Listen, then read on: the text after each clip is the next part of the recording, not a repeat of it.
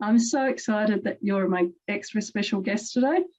And for those Thank of you that aren't as aware of Alan, let me give you a little bit of background on this incredible man, this incredible expert on the area of profiling. Now, there may be some people that don't even know what profiling is, but we'll hear all about that today and how it relates to creating that successful mindset. But even more importantly, Alan is well known globally for all the work that he does, whether it's about profiling celebrities like the royal family, or also helping out like the Australian Federal Police with their profiling work. As a communications and non-verbal expert, Alan is well versed to help us today and to help you as we talk about through the next session, what it is we can look at and use in terms of profiling to help us come out of lockdown, come out of COVID, and look even more at that mindset for success down to even the micro expressions on your face. But I'm sure you're all wondering, like I am, what sort of background, how do you become a profiler? So Alan, without further ado, would you love to tell everybody your bit about your background and how you came to be doing this fascinating work? Well, thanks very much for that. Now, I know that we were looking earlier at the LinkedIn comments that were up there. A lot of people were saying that they weren't very good at reading people. Well, the good news is neither was I. I'd been through a lot of relationships, 2 divorces. I raised 3 boys on my own. I've worked with men who are older than me and had to get them on side. And all the way through life, I've always been behind everybody, trying to understand about their personalities, trying to understand what made them tick. And so I've added services and products to what I've been doing along the way. At the age of 23, I was put in charge of men who were all older than me, and I had to get them on side. I was 23, my second in charge was 38, so 15 years difference. Another gentleman had been my senior officer in Sydney, and he was now on my staff as well. In my mid-30s, I joined the surf club and became a surf lifesaver. And of course, they taught me to be a patrol captain. And I found out why, because they gave me everybody that nobody else wanted. And so I had to get them on side and also develop them into a good squad. And we won the Patrol of the Year. So because I did that, they then wanted me to become the club captain and be in charge of the group. And from there, I kept that patrol together and raised one of them up into the patrol captain's job. And without me being involved in the selections that following year, they still won the Patrol of the Year. So that was another understanding of when you read people, understand them well, you can create and lead your teams really well. But after that, I became zone supervisor of 3 beaches as well. Now I'm the same age as everybody on the committees, but as they pointed out, they've been there since they were kids and I've been there for 5 minutes as far as they were concerned. Well, they had to listen to what I said because they put me in charge. So it was something they just had to tolerate. And then in my late 30s, my first wife left and I had the 3 boys to raise. So you could virtually say the youngest in business, the least experienced in the surf club, and totally out of my depth raising the 3 boys. And so I've had to learn how to read people along the way. After my second divorce, I got back into massage therapy and did my NLP masters and got myself back up on that level. And at that point, I worked with a company that were teaching currency trading and none of their students had made any money. That's why they brought me in to try and figure out why. They had a brilliant instructor who was teaching them. They still were losing money. And I realized it was around their personalities. And in those days, I used to use psychometric profiling, Myers-Briggs, DISC, and all of those systems where you ask people questions. But I realized that when they went live, they were still losing money and they weren't behaving as their personality profiles were showing. And so I needed a better system. And somebody just said to me one day, have you looked at reading faces?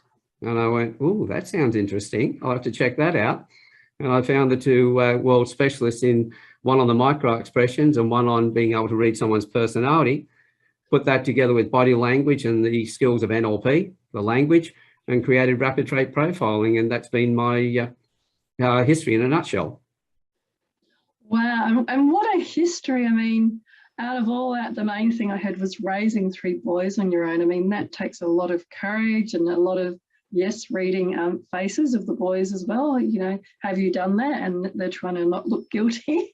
So I imagine that gave you a lot of insight into human behaviour, as well as, you know, when they were saying they did it and they hadn't actually done something to protect somebody, you know, both sides of that extreme.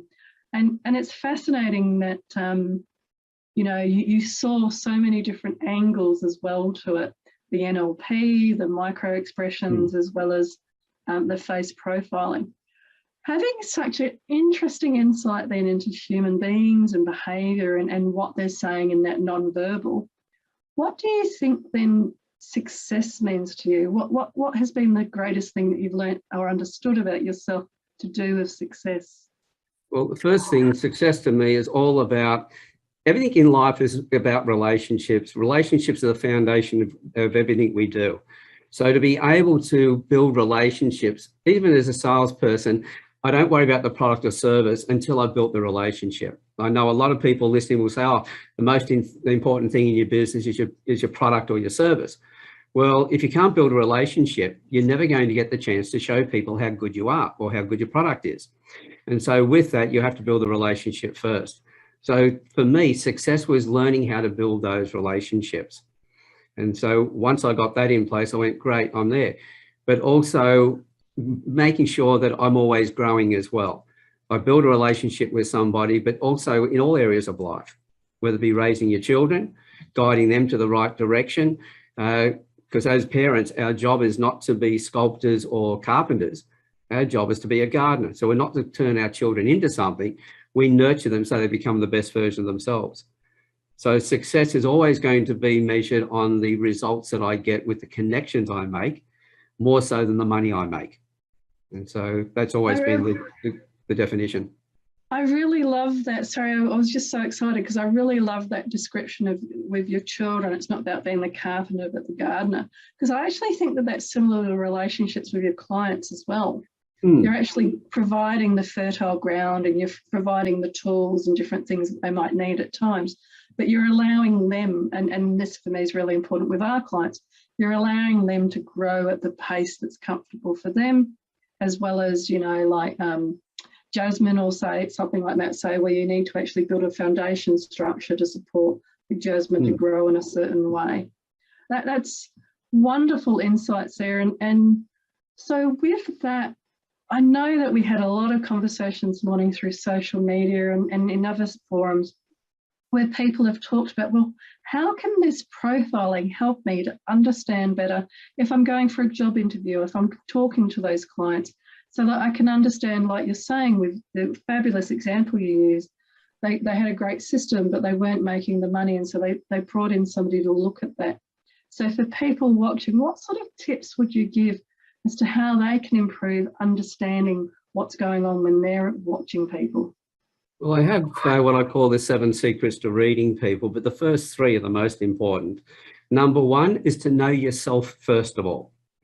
And then number 2 is be able to read the other person. And number 3, change the way you like to be spoken to match the way the other person needs to be spoken to. So if I can recognize that in someone's face, and if I may, when I'm looking at you, I know that you analyze things. You need all the information before you make a decision. And so once you've got that, though, then it's just give me the best way to do it and get out of the way and let me get it done. I know when you're delivering information, you're going to be concise. So I know that not to give embellished sentences and big descriptions, but keep it straight to the point. And I know that you'll follow that. I know that you're adventurous as well, so that I can say to you, I can talk about the product and service, how you're going to be able to use this in an adventurous way. Talk about being one of the first people to do this, how that's going to add excitement to your world. I also know that you're quite comfortable when you meet people for the first time and they'll step close to you, and that doesn't worry you so much. But there'll be times when you'll step close to people and they've stepped back simply because they have the opposite trait. So I know that you're analytical. So if I just give you the overview, you're going to be going, where's the rest of the information?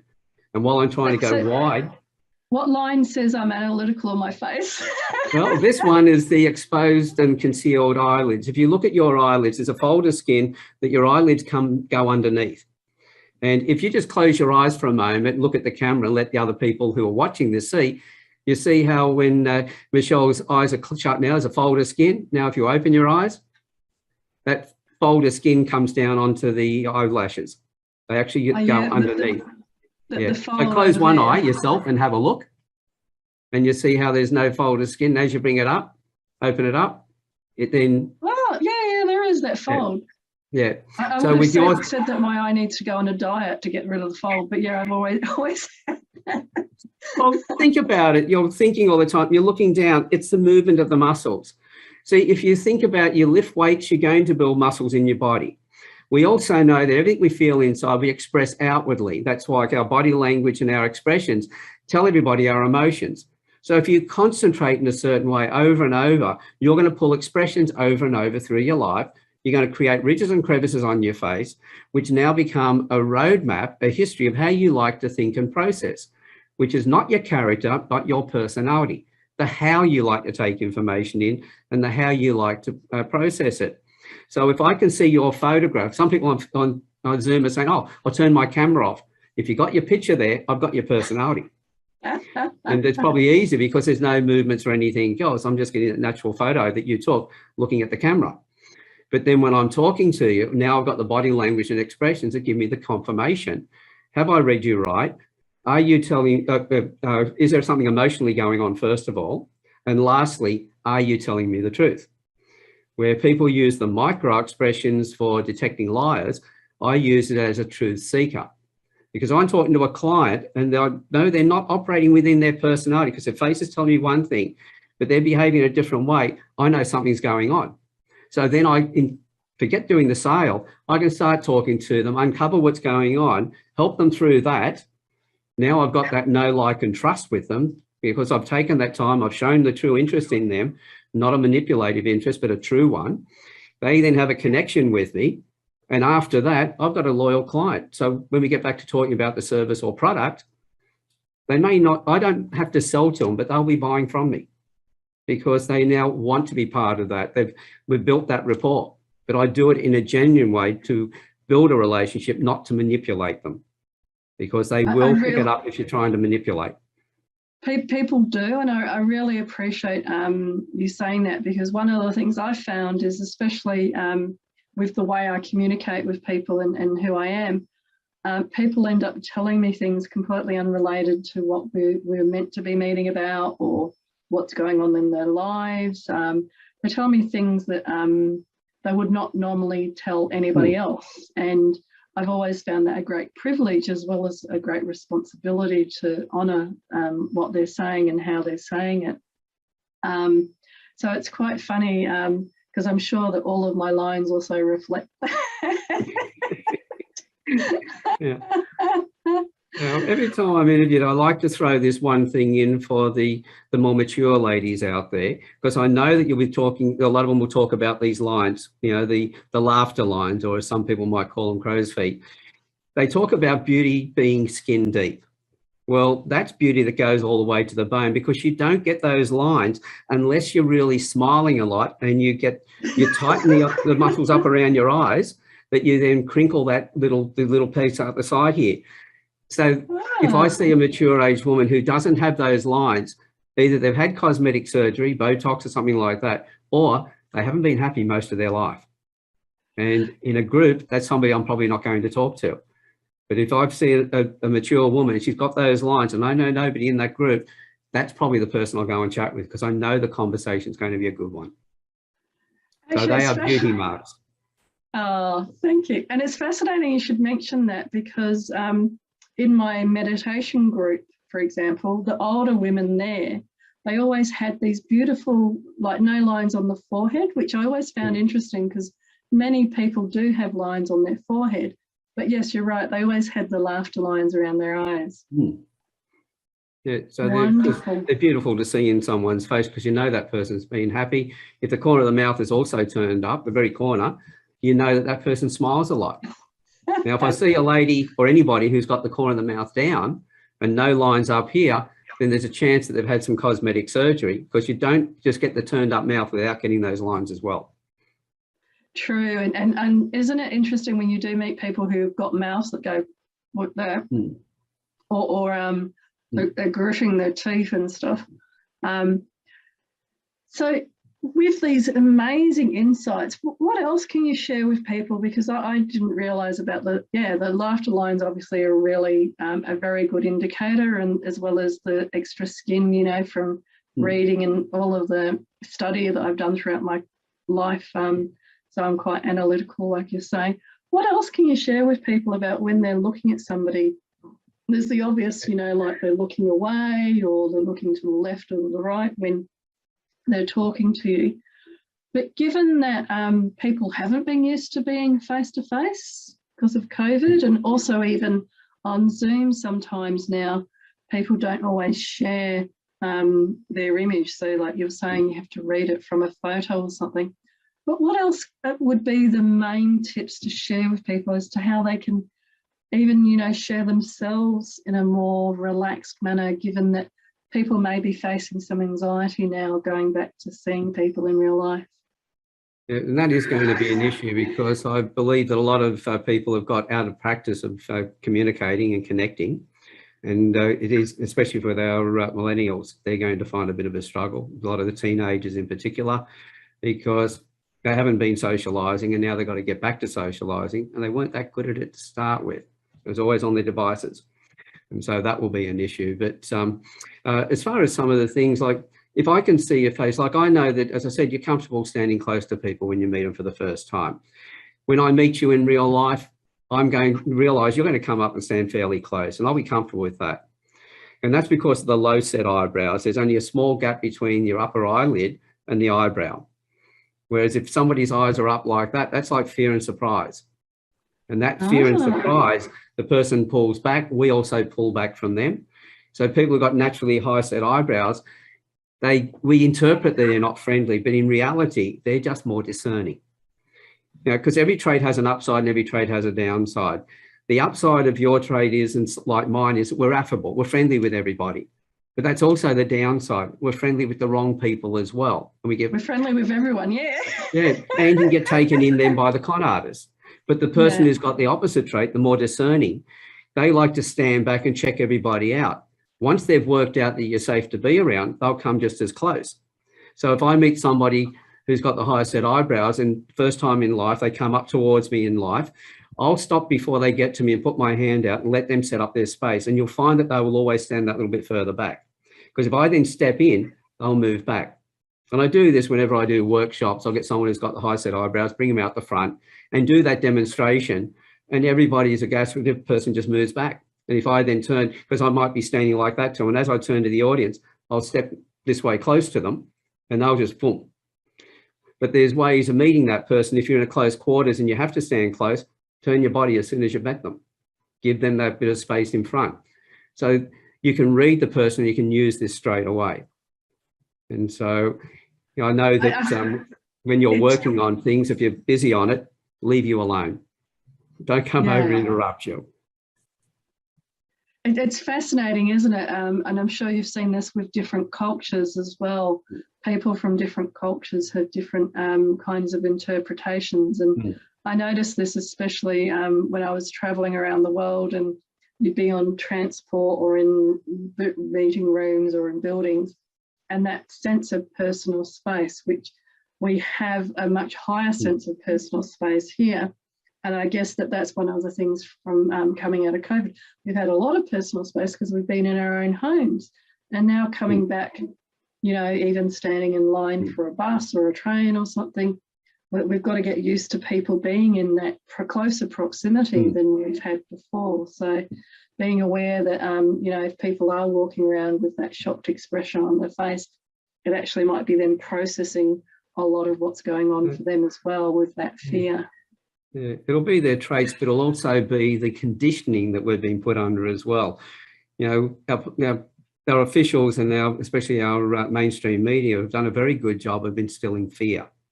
And so a lot of people are going to be fearful about getting around people again. Even when we're told it's safe and we can get back to our normal spaces, people will still be looking at each other suspiciously. Someone sneezes and everyone's going to react, or there's a slight cough, just a clearing of a throat. That's going to cause some issues as well. So we have got a fair bit of re-educating to do over the next few months.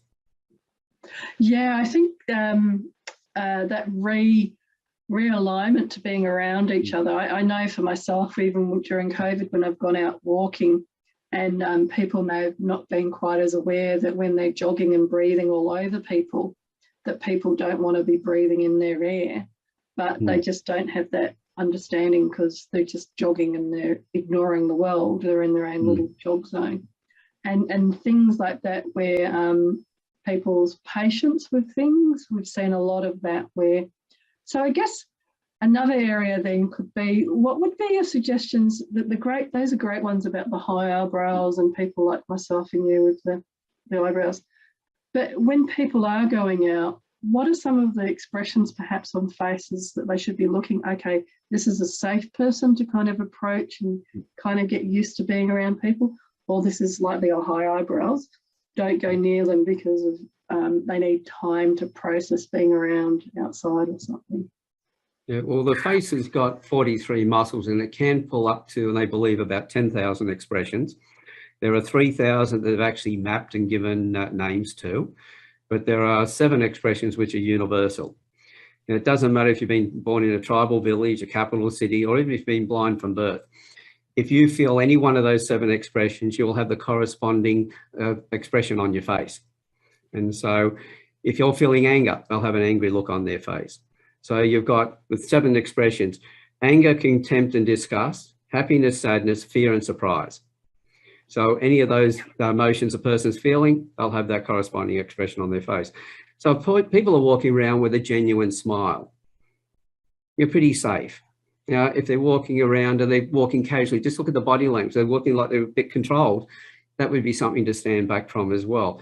If they don't have a smile on their face, if they've got more of a frown or more of an unhappy look on their face, all of those things that we just naturally know. Because, by the way, everybody who's watching this may think that they're not really good at reading people, but as children, everybody was perfect at reading people. That's how we survived. We knew the facial features to be able to recognize somebody. Was this a friend? Was this a foe? Was this somebody we knew or not? Then the emotions. If this was somebody that we shouldn't be around and they're looking angry, whoa, get the hell out of there. If it was somebody we knew and they were angry, somebody we, a friend, then we might want to walk to them and find out what's going on to support them.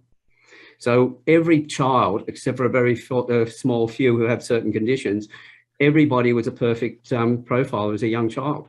But as we get older, it's like any muscle, as I said, you don't work it, it atrophies. And so the end result is the skill just drops away.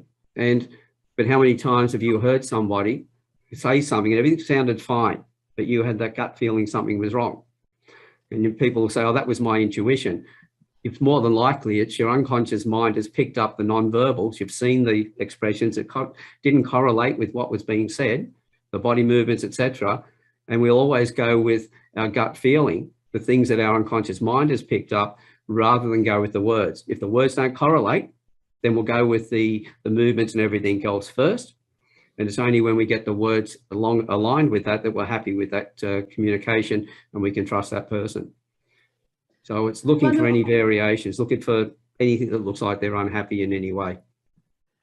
And that raises a really good point around masks. So some of the people were asking today, and I found it funny yesterday when I was out and I was realizing I was smiling at somebody, but they couldn't see because I had a mask on.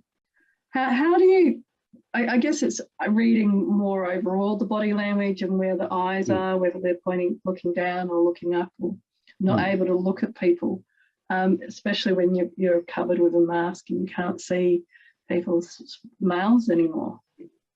Well, see, we give away about 2 million, or take in, I should say, 2 million bits of information every second through all of our sensors, but we only process about 134 bits.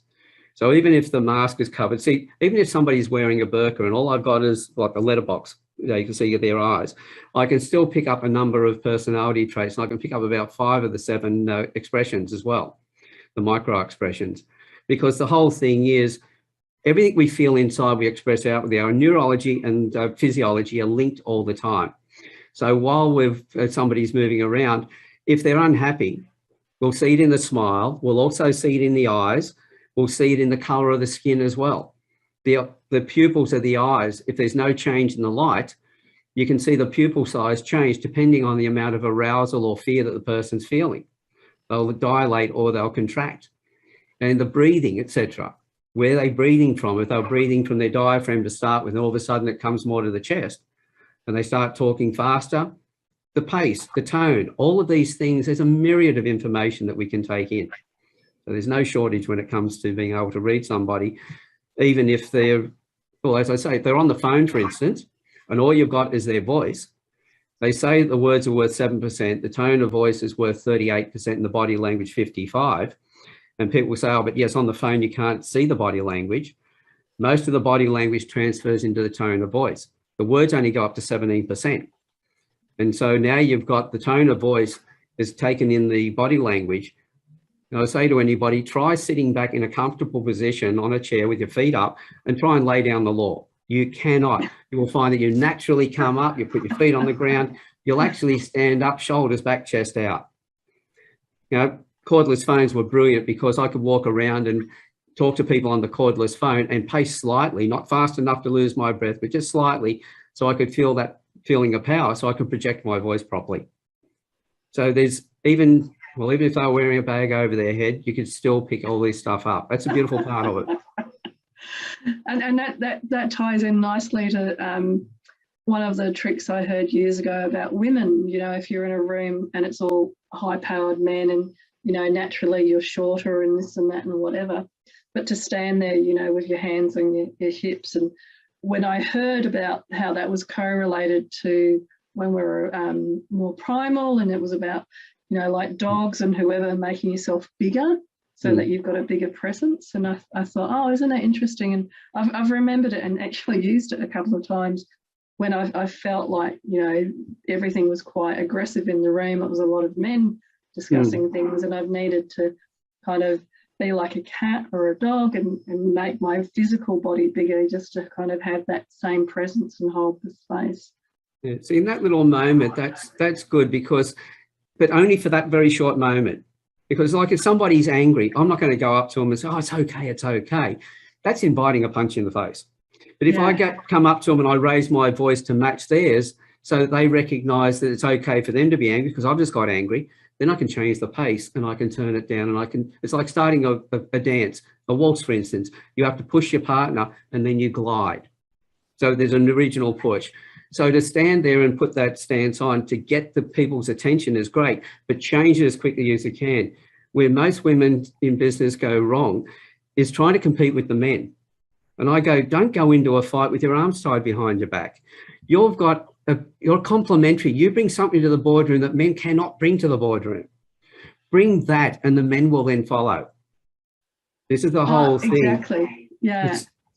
You know, I get really worried when I see a woman saying, I've got to be tough, I've got to be tough. And I go, why would you hold yourself back? Bring your power to the room. What you have to do is actually do things like that. So you get exactly that. That's why I was doing it, to get the attention. And then you go back into, and this is what I'm saying, because it's like, I always think of it as like piercing a balloon, because for me, it's about the energy has got to a certain point, and then you're just kind of going in there and saying, okay, I'm here and I'm a gladiator like you, but I'm not going to stay as a gladiator like you because that's not my natural stance. In the dance, that's that push, and then after that, the glide. Oh, fabulous.